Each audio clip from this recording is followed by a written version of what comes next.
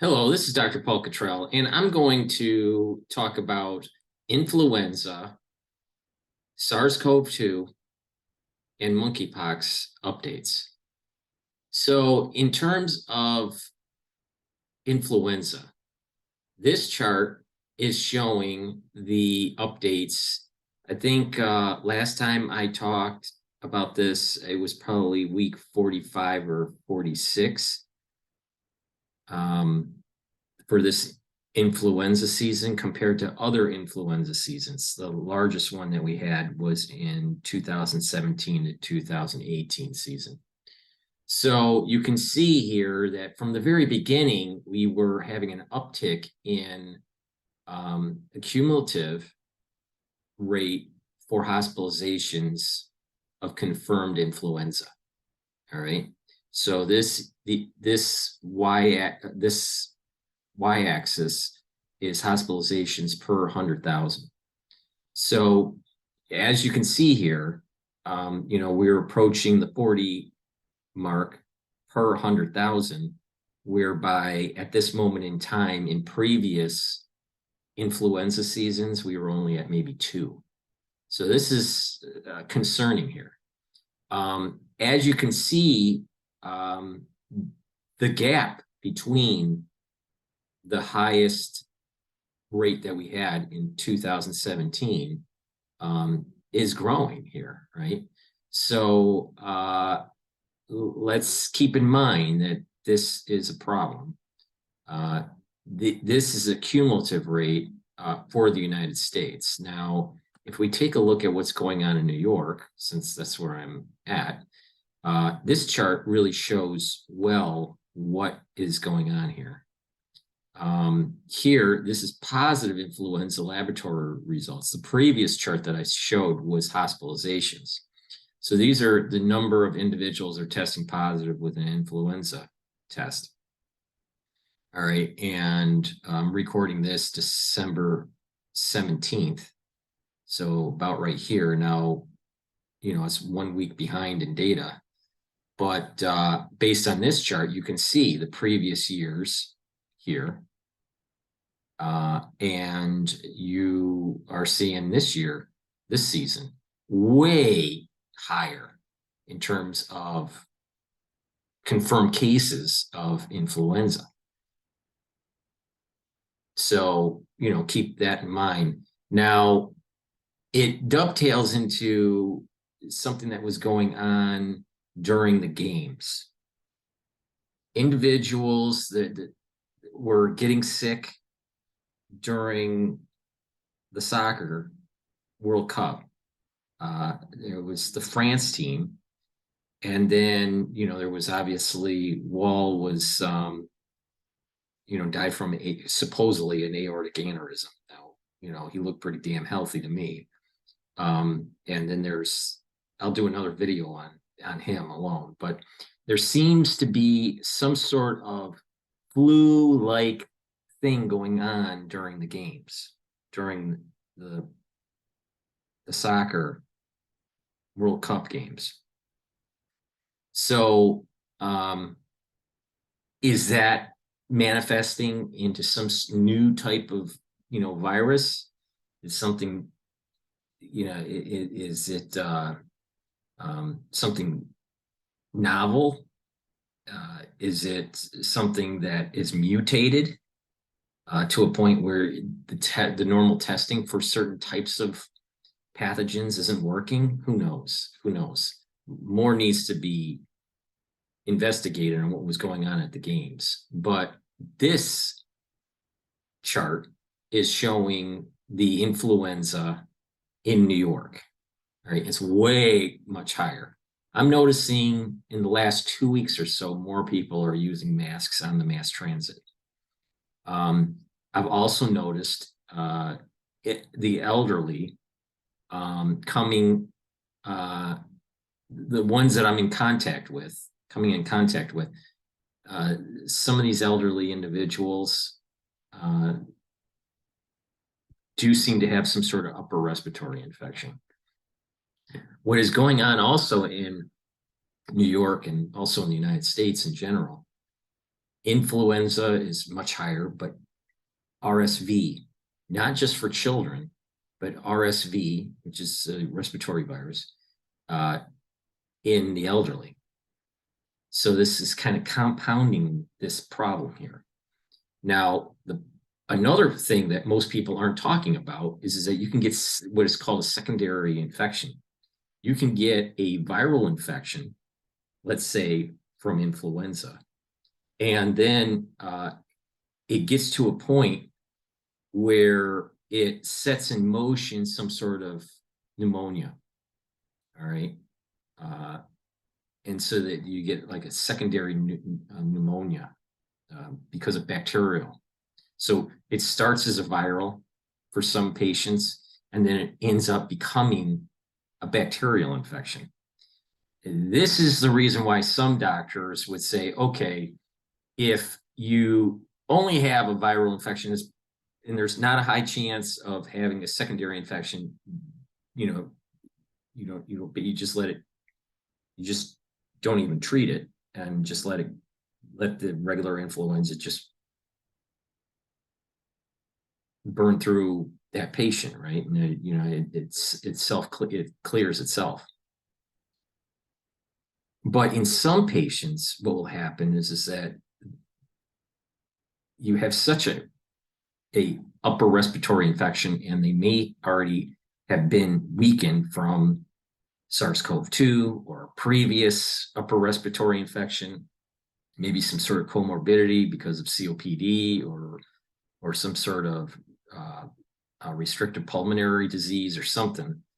And it could manifest itself with a secondary bacterial infection after the influenza. And that's why it's important to give antibiotics. But you can't just give antibiotics at the very beginning to everybody, because then you're going to have antibiotic resistance. So you have to be careful with that. But influenza and this, and it doesn't show up on this chart, but that secondary infection of some sort of pneumonia that can set in. That is what's going on with influenza. Now, with what's going on with SARS-CoV-2, I want to show the worldly chart here. Now, the last time I talked about this is around here. So cases were going down. Now, this is the weekly cases. And cases were going down. But then cases started to blip back up a little bit. Now, what's driving this? Deaths are still kind of leveled off. Now, if you look at the 20-day chart, around the world, we're at about 800,000 new cases daily. About around 800, anywhere 700 to 800,000 per day in the world. All right. Now, Japan is spiking on weekly cases. Okay. And they are at about the 750, 800, about 850,000 per week mark. South Korea has also, since the last time I've done this, has been starting to blip up. United States. Now, last time I talked about this on the weekly chart, we were, basically, coming down, maybe flattening out a little bit, but there's a little bit of an uptick. Now, what's driving the uptick in the United States? Now, if we look at California, California has gone up. Deaths on the weekly have plateaued out, but we've also had more administration. So I suspect because of a 2-month lag, we may actually see more of a blip up because of ADE. New York, even though influenza has been really climbing, we have a little bit of a tick up in SARS-CoV-2 weekly cases. So when I was doing this, it was around 30,000. Now we're at about 46,000. So it went up about 15,000 per week in New York. So there's a little bit of a blip up. This might be the very beginnings of another wave in New York. In Texas, another wave is just starting. Illinois, another wave is just starting, right?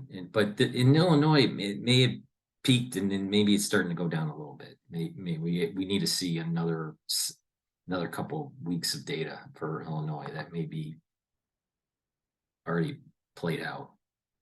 Looks like Florida's just starting. New Jersey, similar dynamic from New York. It's starting to blip up. So the point I'm making is the last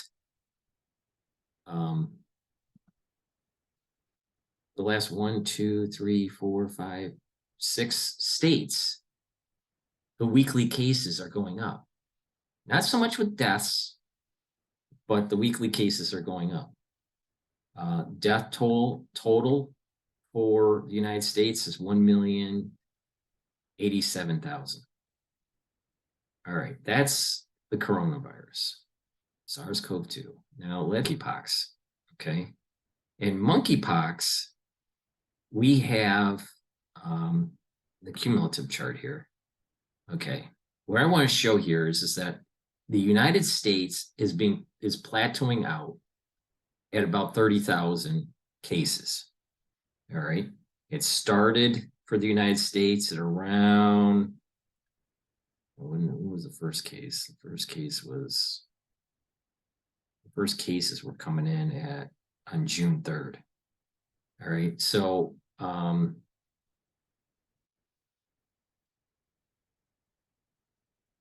now we're plateauing out at about 30,000 or so. All right, we'll probably break 30,000 maybe in a few weeks, but it's plateauing out. You can still see that there's still a increase at the world level. Now, if we look at the map, what's going on? You know, the United States is plateauing out, as you can see in this chart, right? Canada is plateauing out. Spain is plateauing out. France is plateauing out. UK plateaued out. Germany plateaued out. So these were all the big ones, right, at the very beginning. Then Brazil came on and started climbing. You look at that curve, it has a dynamic that's like the world curve, not the US curve. So the US curve started plateauing out here. And you can see with Brazil, it's still increasing. You look at Peru, same thing, increasing. You look at Argentina, increasing. Look at Chile, increasing. All right. Brazil plateaued out. Nigeria looks like it's increasing, but it's kind of staggered with its data that's coming in. Plateaued out in Congo. So something's going on in South America. Mexico, also increasing. Hasn't plateaued out yet. So the Central and South American, so Central and South American cases are increasing. And something is going on with Africa. I mean, data is not really good in getting there, but you know, I think in some cases we're going to be seeing Central and Southern Africa being increasing, but in the near term for Mpox or Monkeypox, it's South America and Central America. All right, even El Salvador, and even though they don't have a lot of cases, it's increasing. Costa Rica, same thing. Panama, same thing. So there's a dynamic in the Western Hemisphere below the United States, so Central America, South America, where you have a lot of increased cases that are driving this increase in the world. I think that is concerning. And it's concerning for two reasons. One, for that region, it's growing, right? So the world numbers are starting to increase for Mpox, and maybe variants will pop out of that. Who knows? That are troublesome. But there are a lot of immigrants that are coming from these countries and coming over the border into the United States. Okay, so when you have that problem,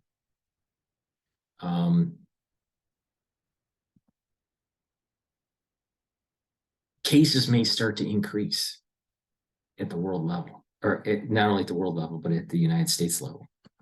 So again, to get to the point here, we've plateaued at about 30,000. But if we start to have a blip up of new cases because of immigrants that are maybe asymptomatic, but become symptomatic, don't realize that they, that they have monkeypox and then they come over to the border or whatever. We may actually see a blip up of cases in the United States that are actually because of this migration that's taking place. So when it comes to monkeypox, Central America, this is Central America. So, Mexico, Central America, and South America are problems, and Africa, especially Central and Southern Africa, I think are going to start being hotspots that might start to tick up more. I mean, even Greenland has 2. Iceland has 16. Finland, Sweden, Norway plateaued. Finland looks like it's increasing, and Finland looks like it's plateauing. India, surprisingly, has a low number relative to the size of the population. That is very surprising. So maybe, we'll also see a blip up in India. We're not seeing that much in China. I wonder why. I don't know. So there's something weird about that data, maybe. Only 2 in Russia, so just some areas maybe aren't coming online with truthful data, or maybe data collection is bad, or it's something, I don't know. But definitely South America, Central America, Mexico, those are hotspots at this moment in time. And with the migration into the United States, it's going to potentially bring up the numbers in the United States, even though it looks like we plateaued at this moment in time. So that is the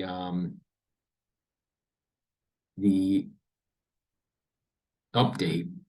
That's the update for influenza, SARS-CoV-2, and Mpox.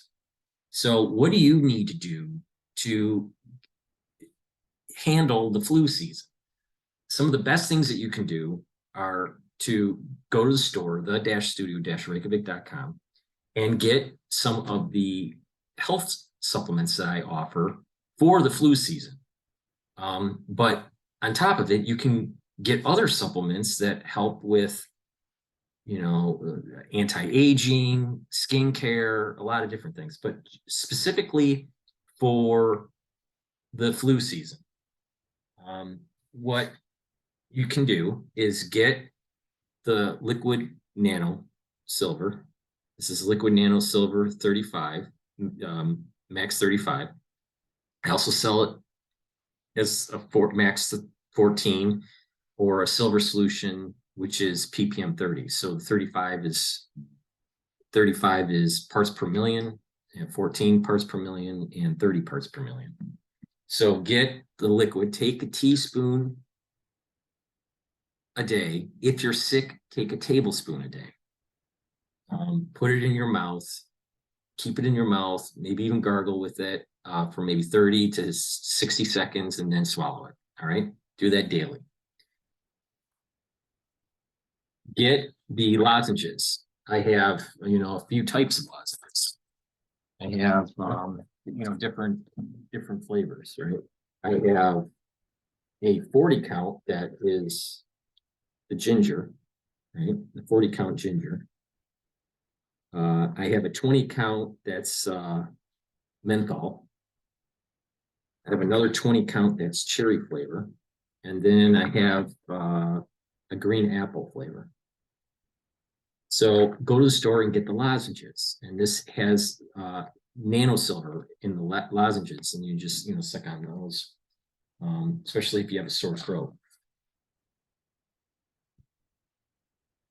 In addition to, when you're sick, you end up getting a lot of reactive oxygen species, all right, because the cells are stressed, right? And when cells are stressed, they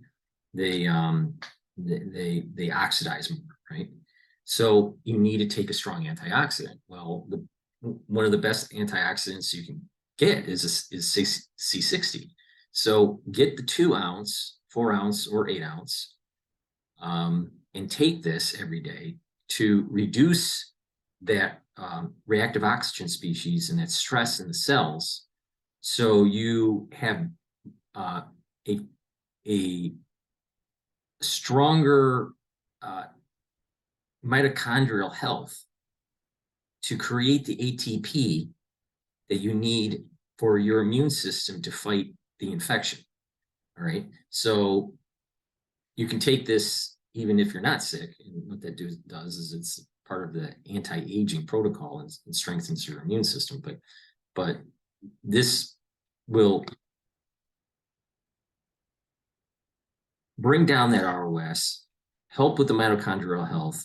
The more ATP you have, the more energy you have for your immune system. So when you do get, let's say, influenza or RSV or SARS-CoV-2, you're not weakened already. You're already kind of boosted up, and you have a better chance of fighting it. On top of that, a great way to neutralize pathogens, whiten your teeth, freshen your breath, and better cardiovascular health is to take my toothpaste, right? I have this toothpaste. It's better than anything that Alex Jones sells.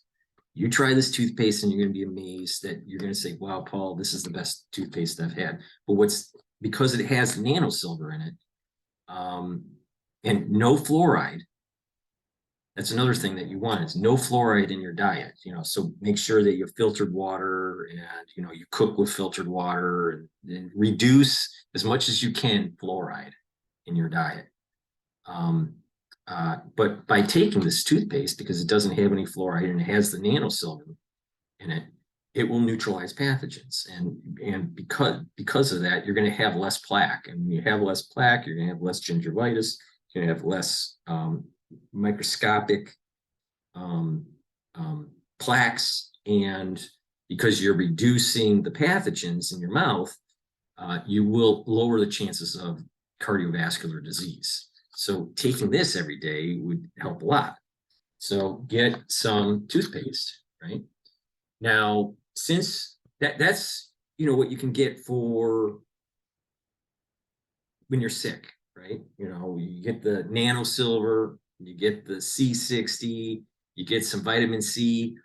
You also want to get zinc and magnesium. So I take zinc and magnesium every day, but you should especially take this if you are sick. Now, let's say you're more concerned about cardiovascular health, right? You need to take care of the lipid levels, the types of lipids you have. All right, there's LDL, there's oxidized LDL and cholesterol and triglycerides. There's a lot of different types of lipids that you need to worry about. The standard idea is that you want an increase in HDL and you want a decrease in LDL. All right. Well, to improve that cardiovascular health, get omega-3. All right. This will help with cardiovascular health. Right. Now, most people don't have a proper gut biome, and because they don't have proper gut biome, they don't metabolize correctly and they get sick more often. You'd be amazed that if you have a better microbiota in your body, that you will age less, you'll have more energy, and you will fight infection much better. All right. So I have two different types of probiotics. We have a boomer one and an amnio one. The boomer is in powder form and capsule form with the amnio product.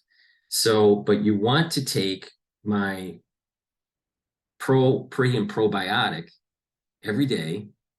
And what I do is I take this every day and I mix it with lignans. All right. And this is like flaxseed. This is flax hull powder, right? And what I put this together because they're in powder form, and I mix it actually in hummus. But what this will do, the probiotic will help with the gut biome, right? Well, what this will do is help with hormonal hormones. So if you're male or female, this is you can buy this product either way. It doesn't matter gender, but this will help with hormonal levels. And especially when we get older, our hormones get kind of out of whack, right? So to kind of get that back into balance, especially when we're older and things kind of start to go down, to get that in balance, you want to get this product here. All right. So I mix this in hummus actually in the afternoon with actually the pre and probiotic. I take this, they're both in powder form, and mix it with hummus, but you can mix it with water or anything soft. And then turmeric is a really important supplement, right? That brings down that inflammation, right? So if you're sick, right, I take this every day. So even if you're not sick, you're bringing down that inflammation, you're making sure your body is in homeostasis, and it's kind of part of that anti-aging protocol, and brings up your immune system, right? But if you're sick, you want to take this. This will help with that inflammatory response, right? You want to take the C60 because that's bringing down the reactive oxygen species. You want to take the Max 35 because that is neutralizing pathogens. You want to take the lozenges because it's especially when you have that sore throat, you want to clear that out before it gets into it becomes respiratory. Because once it's respiratory, then it's harder to get rid of the infection, right? So you want to catch this early. But what's better is if you take this every day, like what I'm doing, and you reduce the chances of catching it. Because if you have a strong constitution, if you have a strong immune system, then you're going to be able to fight infection much better. Keeping the gut biome good, making sure that you don't have a problem in your digestive system as you're digesting proteins, carbohydrates, or fats. And you take this product, right? You won't have, if you're digesting properly, you won't have inflammation, and your body doesn't have to spend energy fighting that inflammation, right? So taking digestive complexes are really important.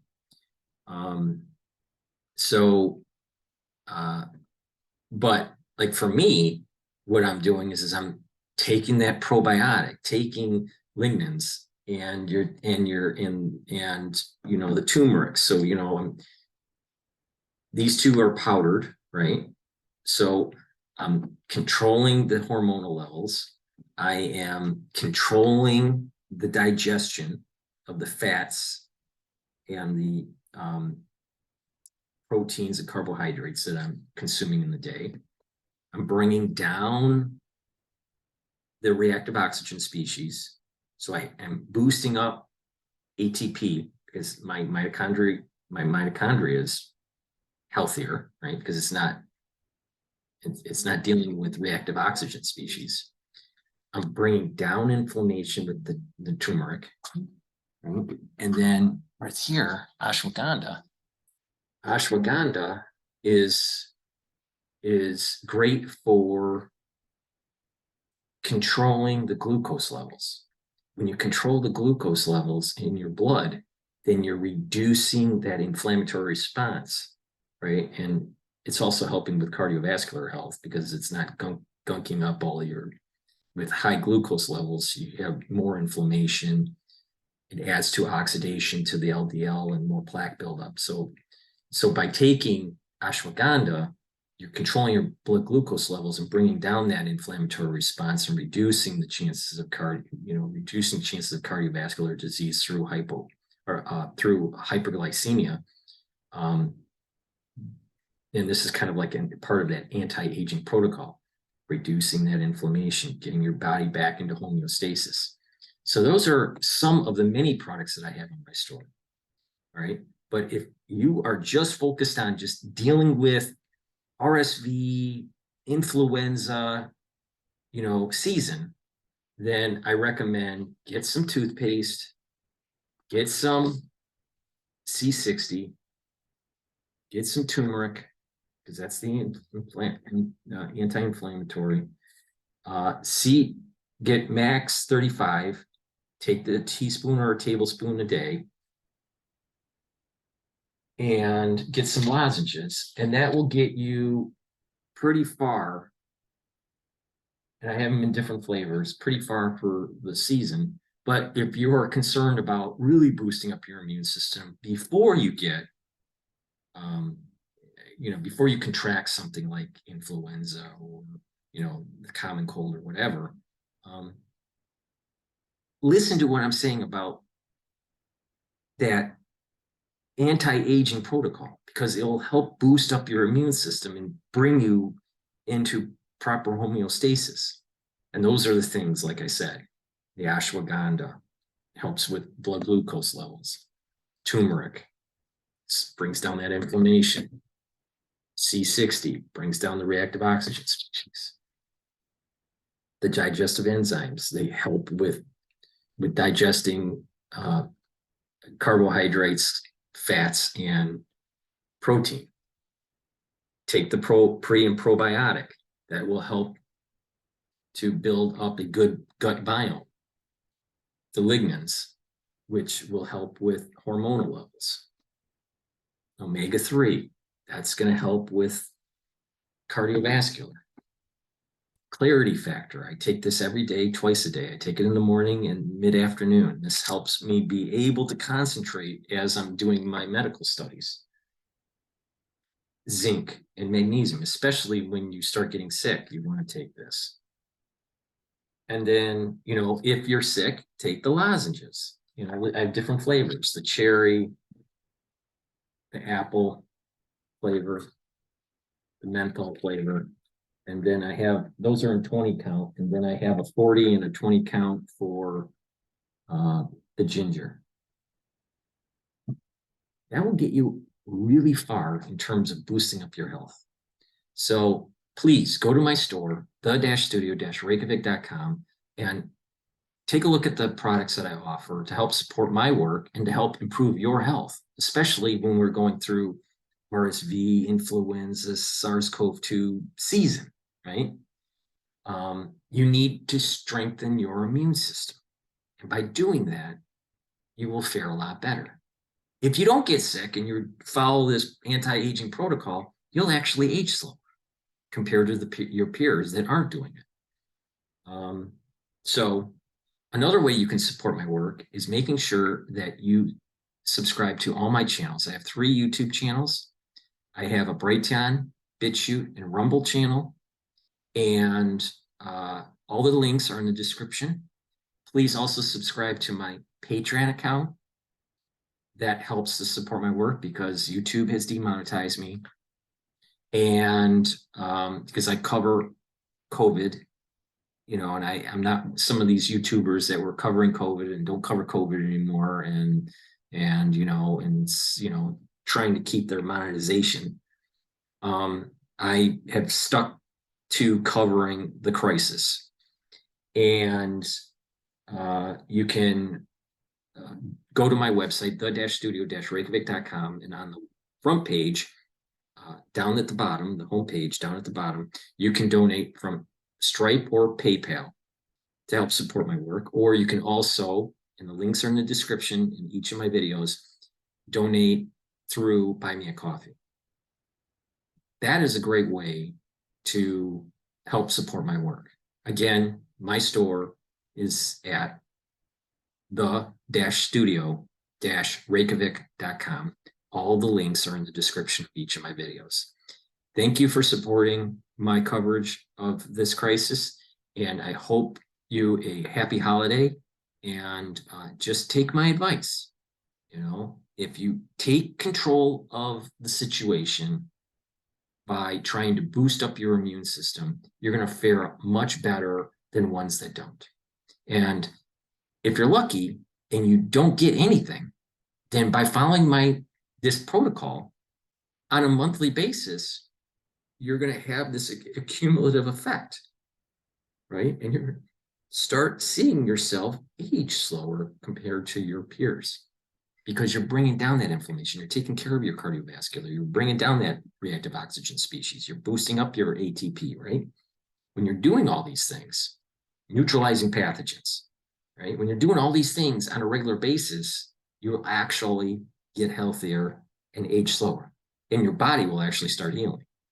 So thank you for listening, and I'll give you some more updates and more videos pretty soon. So have a nice night.